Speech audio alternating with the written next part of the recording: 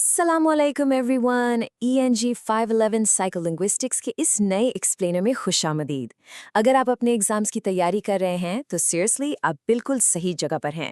आज हम आपके हैंडआउट्स के एक बहुत ही क्रूशियल टॉपिक को ब्रेक डाउन करेंगे, comprehension of discourse.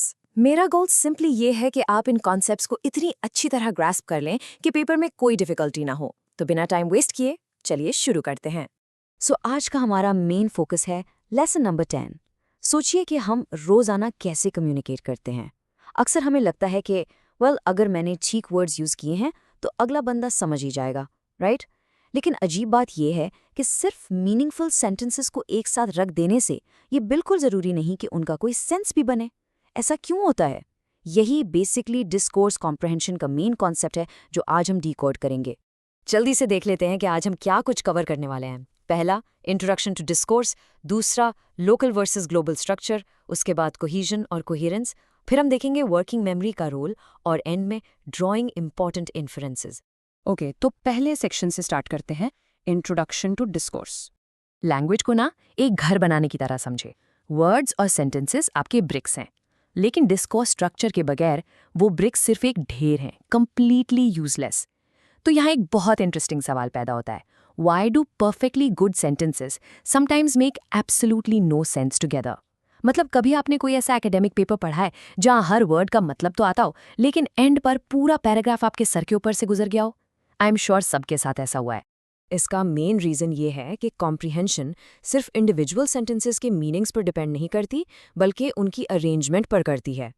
For example, अगर मैं कहूँ the sun is hot, dogs are mammals, my car is blue, ये सब टोटली ग्रामेटिकली करेक्ट सेंटेंसेस हैं, लेकिन एक साथ इनका लिटरली कोई मतलब नहीं बनता। प्रॉपर अरेंजमेंट ही इनको एक एक्चुअल मीनिंग देती है। आगे बढ़ते हैं हमारे दूसरे टॉपिक की तरफ, local versus global structure. Discourse structure को हम ब्रॉडली दो कैटेगरीज में डिवाइड करते हैं। लोकल डिस्कोर्स स्ट्रक्चर बेसिकली आपकी माइक्रो लेवल प्रोसेसिंग होती है। ये सिर्फ सेंटेंस टू सेंटेंस कनेक्शन देखती है, यानी सेंटेंस ए का सेंटेंस बी के साथ क्या डायरेक्ट लिंक है। जबकि दूसरी तरफ global discourse structure macro level पर फोकस करती है। ये पूरे पैसेज या कॉन्वर्सेशन का ओवरऑल फ्लो और मेन थीम होता है। मुकम्मल कॉम्प्रहेंशन के लिए ना हमें इन दोनों लेवल्स की लाजमी ज़रूरत पड़ती है। राइट, अब आते हैं तीसरे हिस्से पर, कोहीजन एंड कोहेरेंस। ये दोनों किसी भी डिस्कोर्स की एक्चुअल फाउंडेशन है। सबसे पहले समझते हैं कोहीजन को। कोहेजन ना उन रूल्स या कन्वेंशंस को कहते हैं जो एक टेक्स्ट में सेंटेंसेस के दरमियान स्ट्रक्चरल लिंक्स बनाते हैं। आप इसको लैंग्वेज का ग्रामेटिकल ग्लू समझ लें, जैसे प्रोनाउंस का यूज करना ताकि वो पिछले नाउन को पॉइंट करें, या transition words like therefore, however और बिकॉज यूज करना। ये स्ट्रिक्टली इस बारे में है कि टेक्स्ट फिजिकली और स्ट्रक्चरली आपस में कैसे कनेक्ट होता है। और दूसरी तरफ आती है कोहेरेंस। देखिए, कोहेजन स्ट्रक्चरल लिंक्स के बारे में है, लेकिन कोहेरेंस का डायरेक्ट ताल्लुक मीनिंग से है। ये वो स्पेसिफिक स्ट्रैटेजीज हैं जो पूरे डिस्कोर्स में एक लॉजिकल मीनिंग और कनेक्शन एस्टैब्लिश करती हैं। एक टेक्स्ट कंप्लीटली कोहेसिव हो सकता है जिसमें बहुत से ट्रांजिशन वर्ड्स हों, लेकिन अगर उसमें लॉजिकल फ्लो नहीं है ना, तो उसमें कोहेरेंस बिल्कुल नहीं होगी। सिंपली पुट, कोहेरेंसी टेक्स्ट को आपके माइंड में सेंसिबल बनाती है। अगर प्रैक्टिकली देखा जाए तो जब हम कुछ पढ़ या सुन रहे होते हैं, हमारा ब्रेन नेचुरली 3 चीज़ें ऑटोमैटिकली कर रहा होता है। नंबर 1, हम रूल्स और कन्वेंशंस ढूंढते हैं, यानी हम कोहीजन तलाश करते हैं।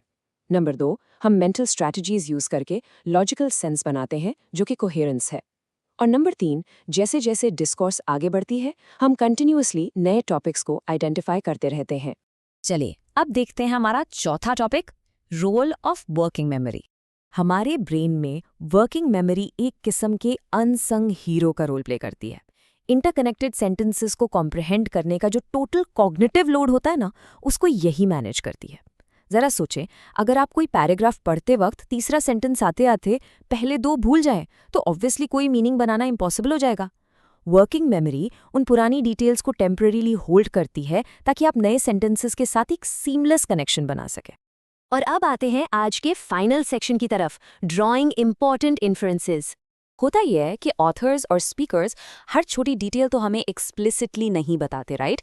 तो हमारी ब्रेन्स को मिसिंग पीसेस खुद फिल करने होते हैं। आपके लेसन 10 में एक बहुत ही डीप कोट है, When we encounter unfamiliar passages, it is more difficult to draw appropriate inferences. Exams के बारे में ही सोच लें। जब आपको कोई ऐसी रीडिंग कॉम्प्रिहेंशन मिलती है जिसका आपको कोई आइडिया या बैकग्राउंड नॉलेज नहीं होता, तो उसे समझना बहुत टैक्सिंग लगता है। क्यों? क्योंकि उन इन्फ्रेंसेस को ड्रॉ करने के लिए आपके पास ऑलरेडी कोई नॉलेज बेस एग्जिस्ट नहीं करता। अनफेमिलियर पैसेजेस जेन्युइनली इसीलिए डिफिकल्ट होते हैं क्योंकि वहाँ आपकी वर्किंग मेमोरी को सब कुछ बिल्कुल स्क्रैच से प्रोसेस करना पड़ता है।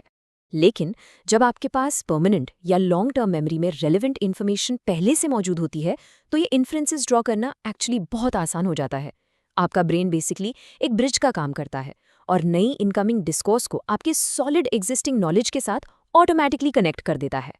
तो आज का ये एक्सप्लेनर रैप अप करने से पहले मैं चाहता हूँ आप इस बात पर थोड़ा गौर करें। हम अपनी रोजमर्रा की कॉन्वर्सेशंस में दुनिया को समझने के लिए लगातार इन्फ्रेंसेस कैसे ड्रॉ करते हैं। ये काम हम सिर्फ टेक्स्ट बुक्स या क्लासेस तक लिमिट नहीं रखते। दोस्तों से बात करते वक्त या कोई मूवी देखते वक्त भी हम ये इंटरनली कर रहे होते हैं। सो अब आप लेसन 10 के इन कोर कॉन्सेप्ट्स के साथ मुकम्मल तौर पर तैयार हैं। इन कॉन्सेप्ट्स को क्लियर रखें and I am absolutely sure आप एग्जाम्स में बहुत अच्छा परफॉर्म करेंगे। Best of luck and keep learning.